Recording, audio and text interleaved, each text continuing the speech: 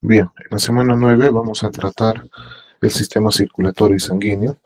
Para ello debemos de comprender la morfofisiología del sistema sanguíneo circulatorio, el cual no solamente nos permite entender cómo se transporta el oxígeno, los nutrientes y los desechos, sino también cómo el organismo mantiene la homeostasis, el equilibrio, ¿no? El cual regula la presión arterial y responde a infecciones y hemorragias. En la presente semana vamos a tratar algunos temas resaltantes, como es la composición y características de la sangre a nivel morfofisiológico, el proceso de la hematopoiesis, que es el origen y formación de los elementos formes, la morfología y función de los eritrocitos o glóbulos rojos, los leucocitos, glóbulos blancos y plaquetas, la anatomía e histología de los vasos sanguíneos, la fisiología de la circulación y del corazón. Y bueno, vamos a finalizar también con un ejemplo o un caso clínico aplicado respecto al tema que estamos tratando. Para poder entender esto, debemos primero iniciar con la composición y características de la sangre, ¿no? A nivel anatómico, debemos de comprender que la sangre constituye aproximadamente entre un 7-8% del peso corporal, el cual está conformado por el plasma y elementos formes. En el plasma vamos a encontrar entre un 55 a un 60% conformado por agua, proteínas, algunas vitaminas, los lípidos, electrolitos, los factores de coagulación, entre otros, ¿no? Y los elementos formes que representan entre un 40 a 45%, en el cual están considerados los eritrocitos, que son los glóbulos rojos, leucocitos, glóbulos blancos y las plaquetas. Dentro de las funciones fisiológicas de estos tres últimos, vamos a ver que como función principal es el transporte del oxígeno y el dióxido de carbono. También en el caso de los leucocitos, la defensa inmunológica. En las plaquetas, la coagulación y la hemostasia. Y también nos van a ayudar en la regulación del pH y la temperatura. Eh, Entender en este caso también el proceso de la hematopoiesis, que es el proceso de formación de las células sanguíneas. Esta la vamos a dividir en tres, el cual va a iniciar en la etapa mesoblástica, que se da en el saco vitelino, la hepatoesplénica, que sea a nivel del hígado y el vaso fetal, y la medular, que es ya pues al nivel de médula ósea, que se va a dar desde nuestro nacimiento, ¿no? Eh, Básicamente para que se dé la hematopoiesis se va a requerir de que vitamina B12 y ácido fólico, ¿no? Eh,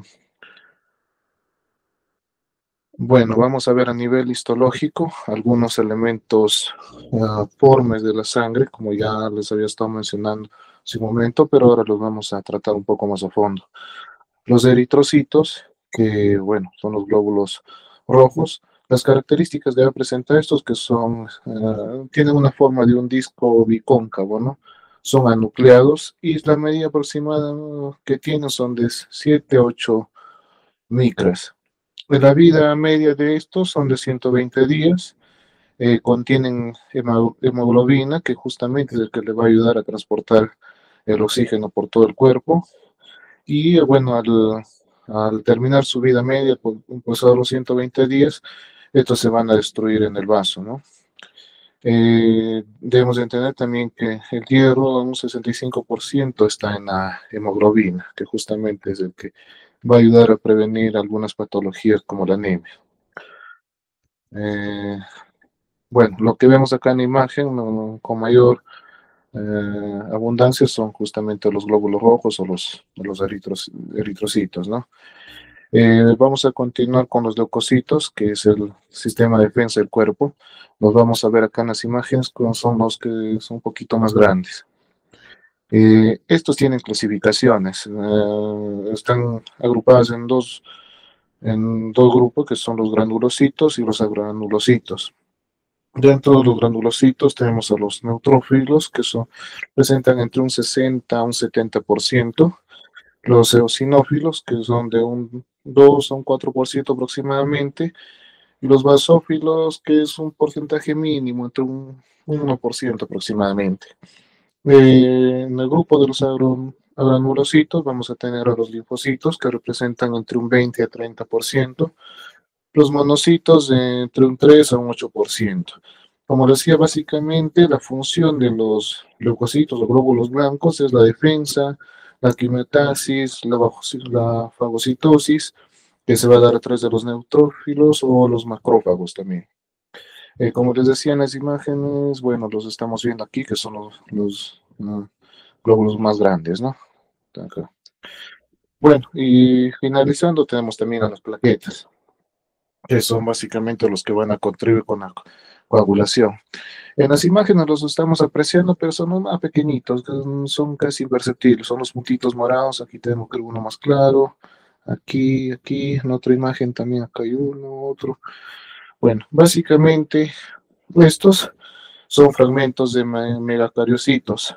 Aproximadamente tienen una vida media de 8 a 11 días y como les decía, básicamente la función principal que estos tienen son la de coagulación y de la formación del tapón plaquetario.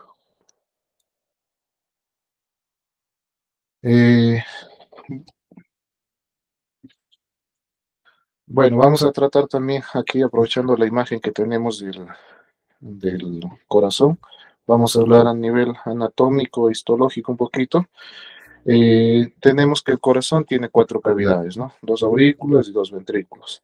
La imagen que tenemos básicamente está representada por el sistema de conducción del corazón, el cual se inicia en el nódulo sinusal, se transporta al nódulo auriculoventricular, pasa por el haz de His y posteriormente se va a redistribuir toda esta conducción eléctrica por las redes de Purkinje. Tenemos dentro también de este tema que mencionar a los vasos sanguíneos, los cuales van a estar conformados o van a agruparse en tres, que tenemos las arterias, las venas y los capilares. Dentro de esta imagen vamos a tener que las arterias, la que está representada acá, las venas, los capilares, que son los más pequeñitos, básicamente es la unión entre la porción más pequeña de una arteria, que es la arteriola, y la vena, que es su porción más pequeña, la vénula, es donde se va a producir básicamente el intercambio gaseoso.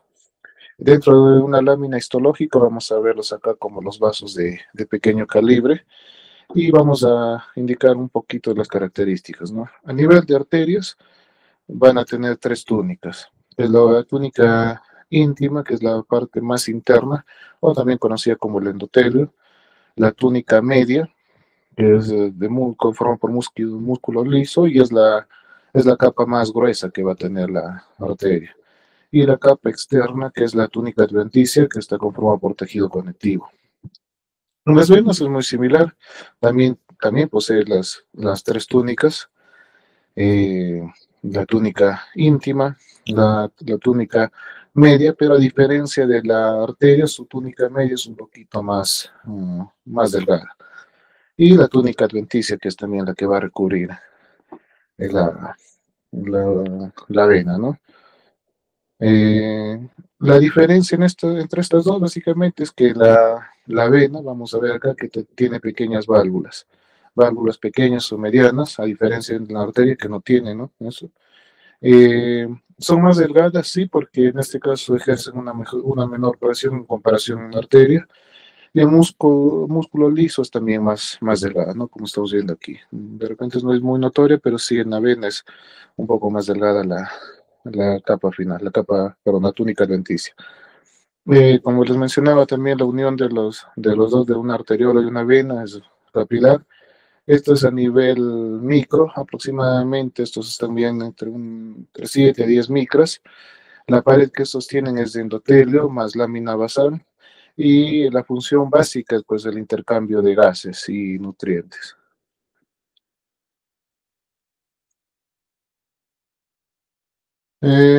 Bueno, como les comentaba al inicio, vamos a de repente finalizar con una aplicación clínica, un caso aplicado. el cual lo enfocamos a una paciente mujer de 25 años, la cual en el diagnóstico está presentando fatiga intensa, palidez a los exámenes realizados y nos indica que el nivel de mm, hemoglobina es de 8 gramos sobre decilitros, que es bajísima.